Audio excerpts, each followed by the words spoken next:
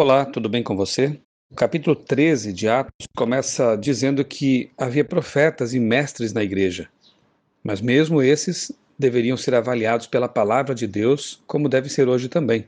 A doutrina, a pregação, as ideias de qualquer pessoa na igreja ou fora dela, para um cristão devem ser sempre avaliadas, sempre medidas pela verdade da palavra de Deus. Esperançoso também ver que havia o dom profético e sempre haverá até o fim o dom profético e também mestres que possam ensinar a sã doutrina na igreja de Deus. Manaém, entre eles, foi criado com Herodes, mas escolheu ser de Jesus. Nossa origem não precisa determinar nosso destino. Não importa quem tenha sido você, onde você tenha nascido, qual tenha sido a sua formação ideológica, se você aceita Jesus, você pode vir para a luz também e seguir a verdade como está na Bíblia. Não importa a nossa origem, o que importa é o que fazemos da nossa vida a partir do momento que conhecemos a verdade que liberta, que é Jesus Cristo.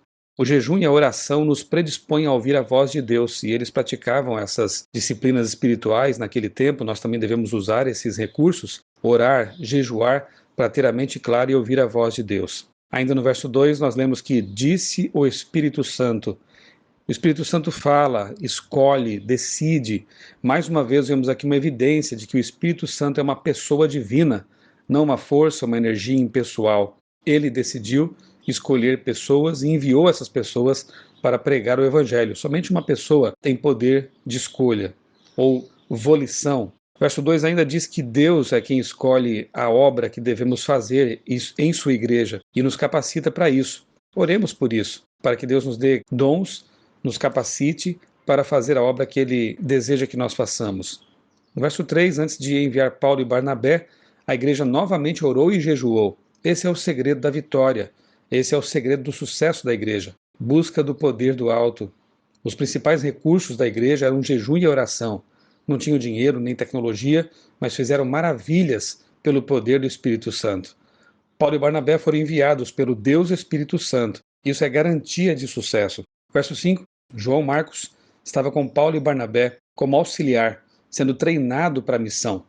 Aqui vemos que eles davam espaço para os jovens, e assim deve ser a igreja também nos dias de hoje. Permitir que os jovens também tenham atuação significativa na igreja, ser treinados para a pregação do evangelho, para cumprir a missão também. A autora Ellen White diz que, devidamente treinados, os jovens seriam um exército que iria ajudar a apressar a volta de Jesus. Os líderes têm que ter isso em vista sempre. Verso 6, Bar Jesus era judeu e praticava magia. Quantos cristãos hoje estão igualmente envolvidos com magia, infelizmente? Embora se digam cristãos, assistem, consomem, navegam por sites, leem livros cujo conteúdo tem que ver com feitiçaria, com magia, com bruxaria, com vida após a morte, necromancia e coisas parecidas. Acham que são coisas inocentes, mas aqui nós vemos os discípulos, especialmente Paulo, condenando esse falso judeu pelo fato de estar envolvido com coisas que Deus condena claramente em sua palavra. Deuteronômio 18, por exemplo, tem palavras de advertência muito sérias para com aqueles que praticam magia, feitiçaria, estão envolvidos com essas coisas que não vêm de Deus, mas sim do maligno, do inimigo de Deus. É o diabo quem tem interesse em que as pessoas pensem que a alma é imortal, que existe vida imediata e incondicional após a morte, quando a Bíblia diz que, na verdade, somos mortais e dependemos inteiramente de Deus para ter a vida eterna. Esse tal de Elimas, ou Bar Jesus, a mesma pessoa, estava causando controvérsia, desviando o procônsul e outras pessoas da verdade, e Paulo profere uma condenação dura a esse homem, e ele fica cego momentaneamente.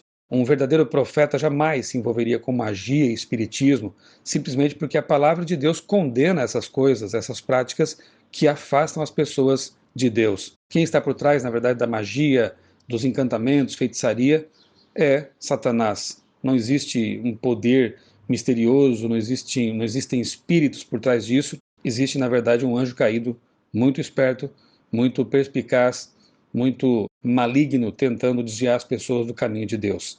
Verso 7, Deus enviou 2 de seus servos para salvar Sérgio Paulo.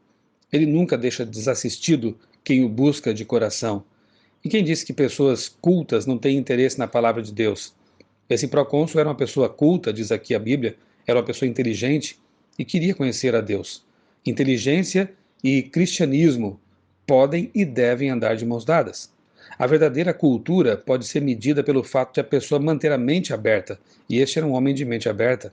Uma miniatura do grande conflito encontramos no verso 8. Deus e o diabo disputando um ser humano. E isso acontece dia a dia. Isso acontece neste exato momento. Deus está disputando sua vida e o diabo também. A quem você vai se submeter? A quem você vai entregar a sua vontade, a sua mente, seus pensamentos, suas afeições? Elimás sofreu literalmente o que já vivia espiritualmente, cegueira. Verso 12, Deus usou a interferência malévola de Elimás para converter o procônsul. Deus é especialista em transformar o mal em bem. Versos 14, 42 e 44, o sábado é um ótimo dia para estar na igreja e ouvir e pregar a palavra de Deus. Paulo apresenta nos versos 16 a 41 um sermão poderoso relacionando a história de Israel com o Messias prometido, ou seja, Jesus Cristo. Verso 31, a ressurreição de Jesus contou com muitas testemunhas que, a partir desse evento, dedicaram a vida para pregar corajosamente. A ressurreição de Jesus é o cumprimento de todas as promessas feitas ao povo de Israel pelos profetas. Verso 39, sem lei não há pecado. Sem pecado não há pecadores. Sem pecadores não há necessidade de salvação nem do Salvador. Portanto, a lei é importante, embora Paulo deixe claro, mais uma vez, que não é a lei quem salva, não é a lei que salva.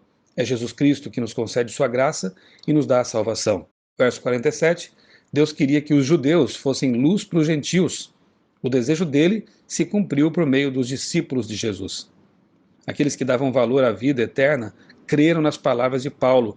E aqui nós vemos judeus sinceros, judeus que aceitaram o Messias Jesus Cristo. Verso 50, quando faltam argumentos, alguns apelam para a violência. E no 52 nós vemos que, mesmo sendo expulsos, os discípulos continuavam cheios de alegria, pois tinham o Espírito Santo. É o Espírito Santo na nossa vida que faz com que, mesmo quando sofremos reveses, perseguições, lutas, dificuldades, sintamos ainda alegria e paz no coração. Se ele estiver em sua vida, não importa o que aconteça ao seu redor, pode cair o mundo, você estará em paz e terá a alegria de Deus no seu coração. A alegria dos discípulos de Jesus não depende de circunstâncias, mas da presença do Espírito Santo na vida. Que você clame realmente pela presença de Deus, diferentemente de Elimás, você enxergue realmente o que Deus tem planejado para a sua vida, ande nos caminhos dele e assim você terá paz e também será feliz.